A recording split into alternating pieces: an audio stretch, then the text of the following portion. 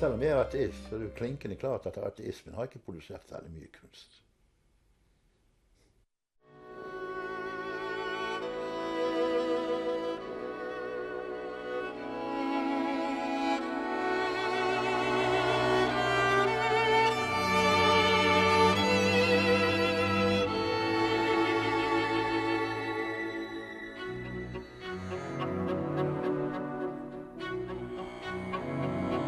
Lenge før jeg kunne få denne ideen om at man faktisk kunne sette sammen moderne norske dikt i et så stort omfang at man kunne lese hele evangeliefortellingen ved hjelp av dem.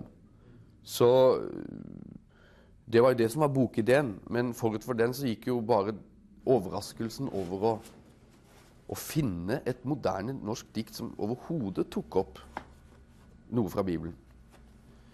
Det var en overraskelse for meg. Og det har sammenheng med flere ting. Altså det kristne miljøet jeg vokste opp i, der leser man ikke dikt. Hvorfor ikke? Det er flere grunner. For det første var det et sånt altså dette var pinsebevegelsen, arbeiderklassens kirkesamfunn. Og altså dikt tilhørte vel en slags finkultur, på linje med ballett og opera og sånne ting. Dessuten så var det jo, diktene tilhørte jo verden. Men ideen vendte stadig tilbake. Ikke minst takket være en komponist som hadde noe av den samme bakgrunnen som meg, Øyvind Varkøy, og som stadig sendte meg melodier han hadde skrevet. Øyvind hadde jeg ikke hørt om. Han ringte og var et helt ubeskrevet blad for meg da han meldte seg. Og jeg hadde ingen grunn til å tro at dette skulle bli noe bra når han ringte. Han hadde ikke bevist noe som helst.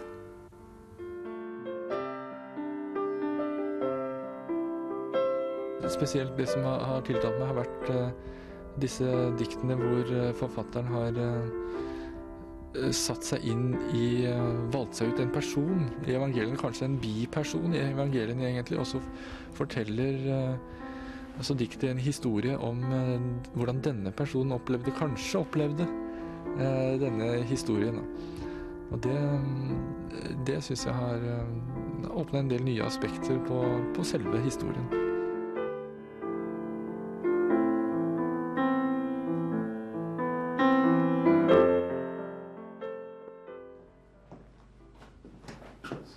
Jeg har hele tiden visst hva det ikke skulle bli, og det skulle ikke bli enda en antologi med religiøse dikt, eller kristne dikt, fordi de har det kommet mange av. Dette skulle bli en fortelling. Altså det var kun evangeliefortellingen, altså Jesu liv, som skulle være det skulle være utvalgskriteriet, altså.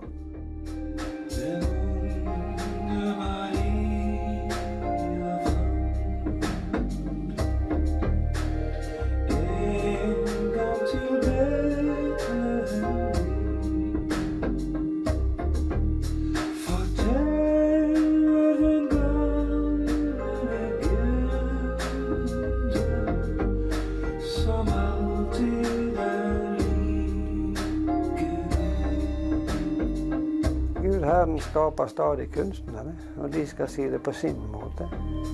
Det var ikke rom i herberget.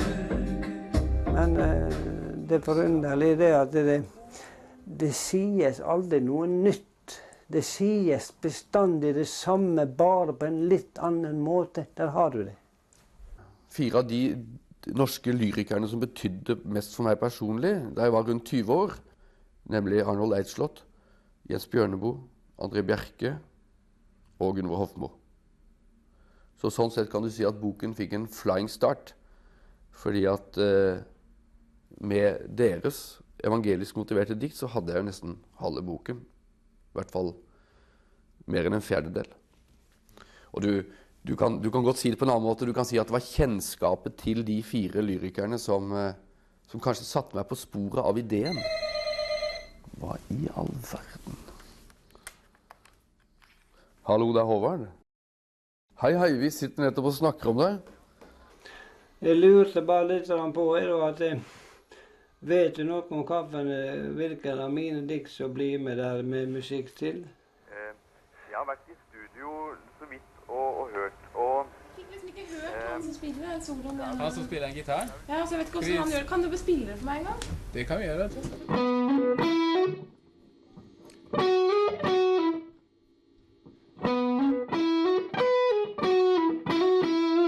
Der var han, altså. Der var han, ja. Det foregår slik at det er bestandig så hører den første setningen altså, for mitt indre øre.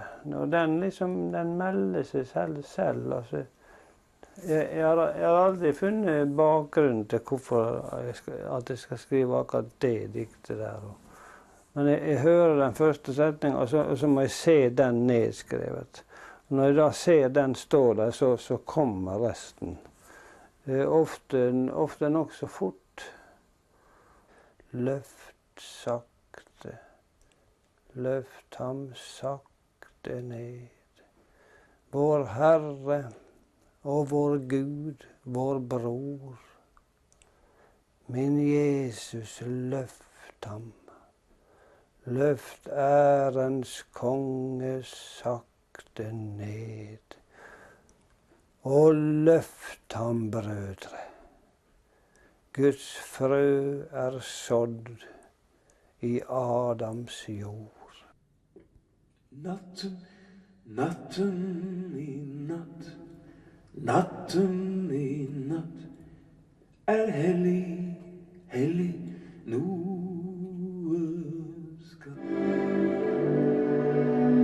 Enkelte av dikterne, sånn som André Bjerke og Jens Bjørneboe, de har tydeligvis også hatt, det fremgår liksom av diktene deres at de har hatt planer om, å skrive ut store deler av evangeliefortellingen på vers. Men det har det ikke blitt noe av, de har skrevet enkeltdikt.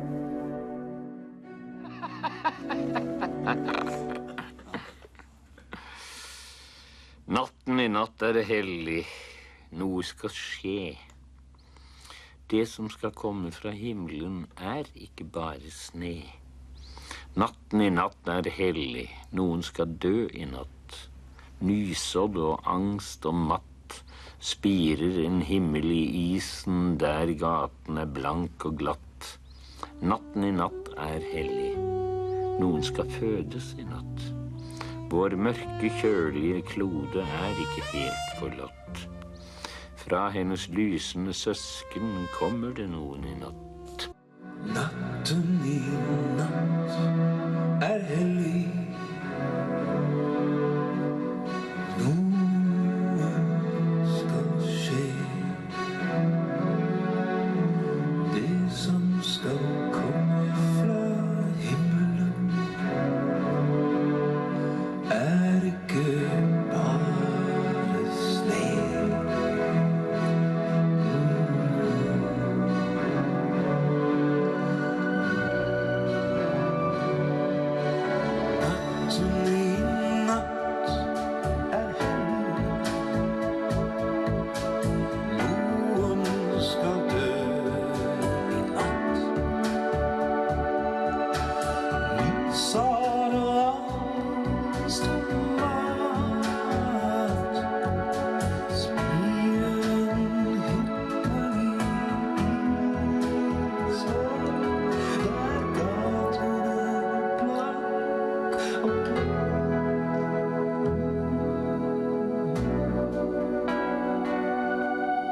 Natten i natt er hellig. Noen skal fødes i natt. Vår mørke, kjølige klode er ikke helt forlatt.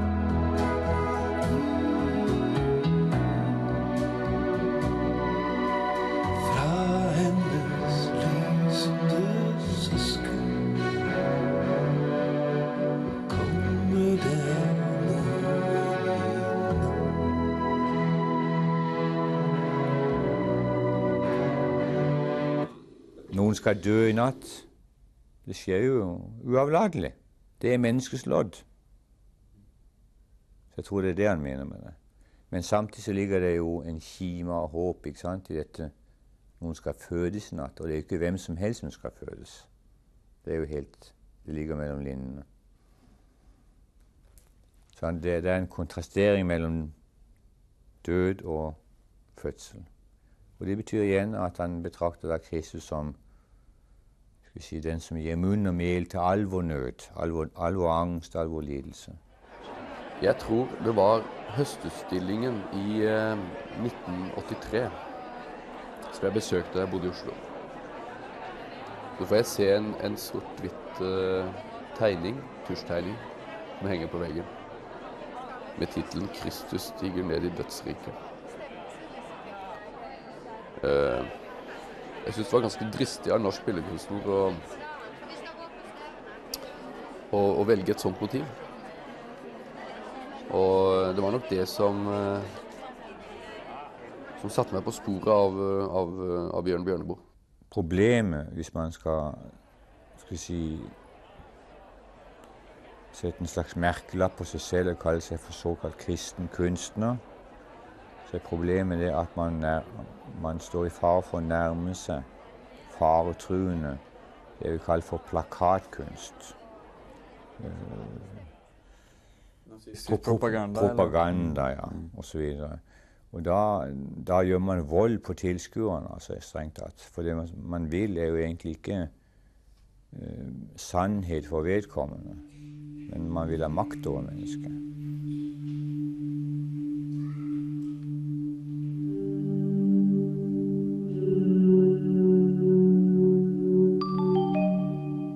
Men jeg mener det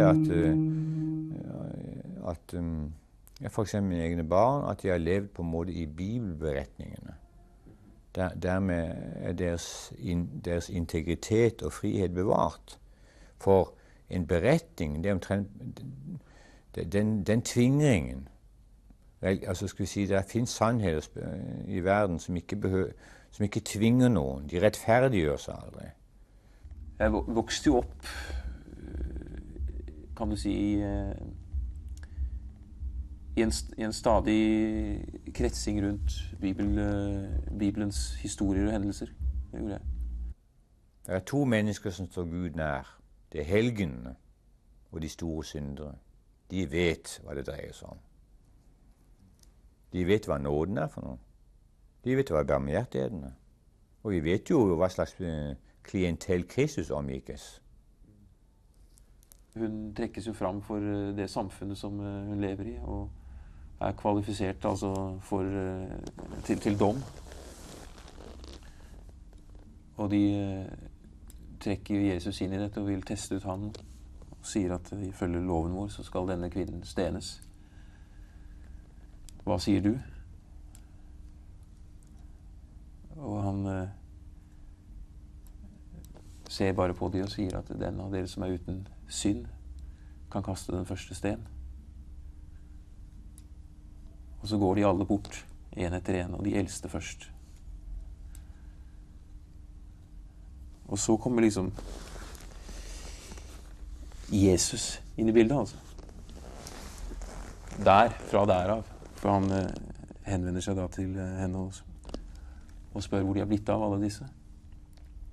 Og hun svarer da at de er alle borte. Og så sier han bare, gå bort og synd ikke mer, heller ikke jeg fordømmer deg. Og det er i det øyeblikket der at han signerer dette med Messias, altså. Heller ikke jeg fordømmer deg. Så for meg er det flotteste i Bibelen, tror jeg. Men ingen av de så meg inn i øynene, bare tok meg fort og hardt, og ingen av de så jeg att, før de sto der alle med steiner i hendene, og sikta på sitt eget svik i meg. Jeg sto der full av undring, og rakk ikke å bli redd. Da kom det en, han sa, Den som rein, kan ta den første stein og kaste. Da fikk alle hast, og en for en, de smaug seg bort. Men han, den fremmede, så på meg og sa, du har elsket mye, gå bort i fred. En rekke av disse dikterne i utgangspunktet altså ikke religiøse, eller det er ikke riktig forresten, de er ikke kristne, de er ikke bekjennende troende. Men de har helt klare religiøse instinkter, eller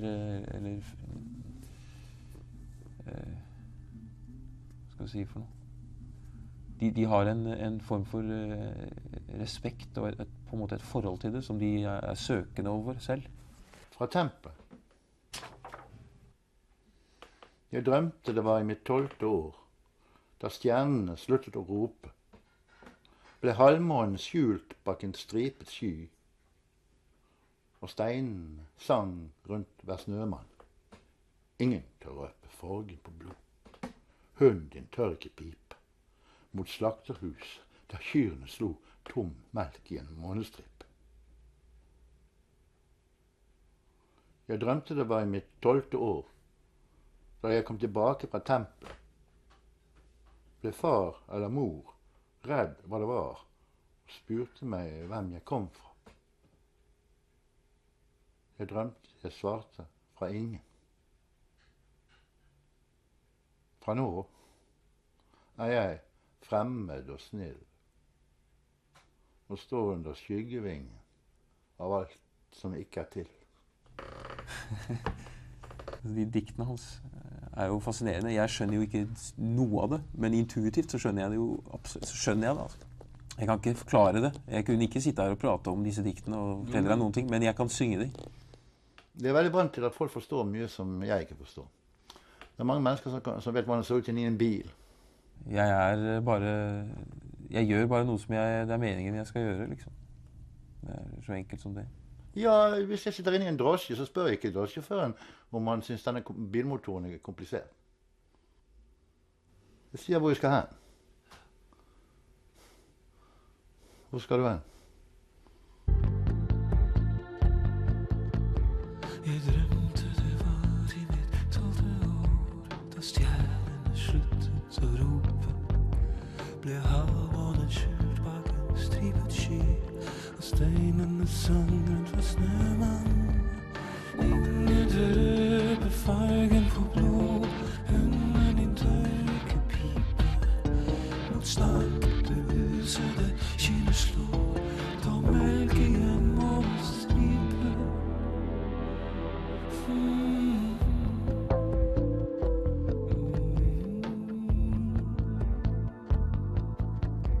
Jeg drømte det var i mitt 12. år, da jeg kom tilbake fra tempelet.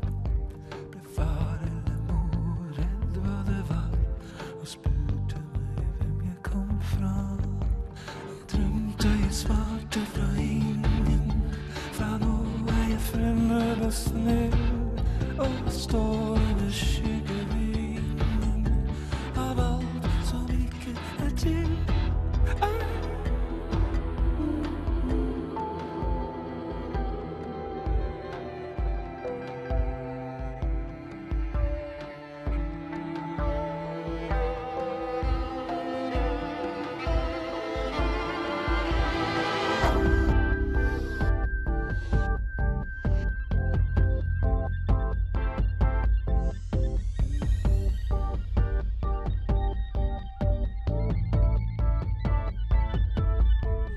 Ingen tør røpe fargen på blod, hunden din tør ikke pipe. Mot slakterhuset der kyrne slo, ta melk i en månestripe.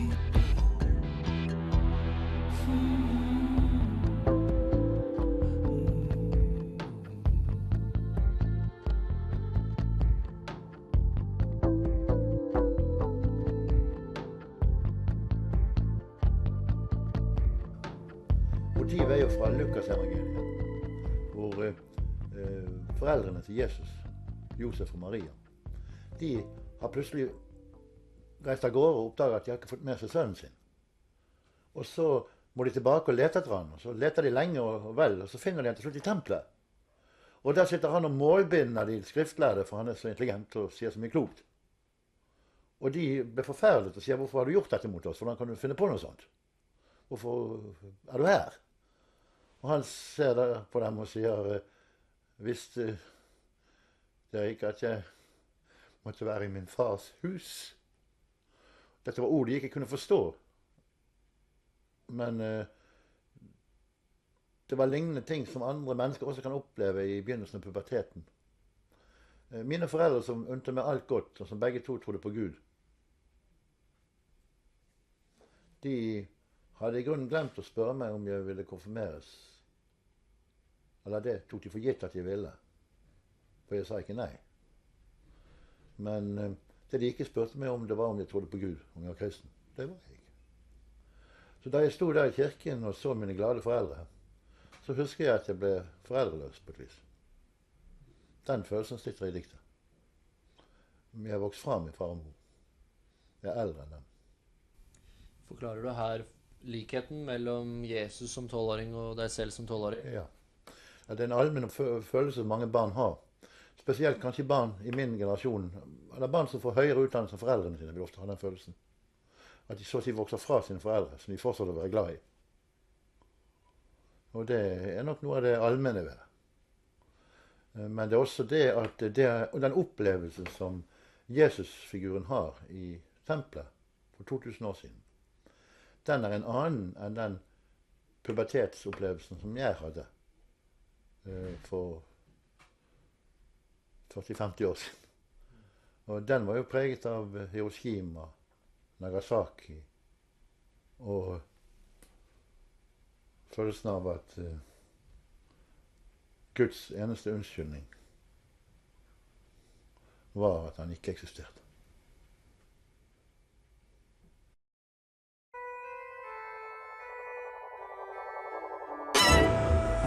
Om han er død, hans blod og kropp er vin og brød.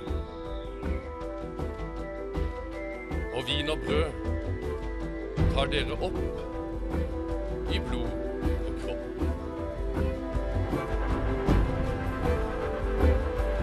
Han føler pust av døden.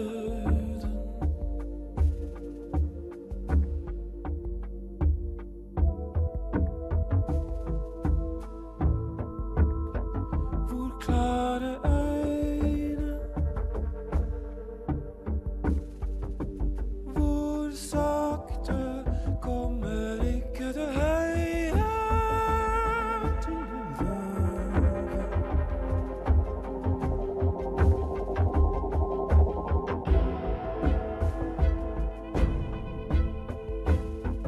og allerede blør han fra sine sår.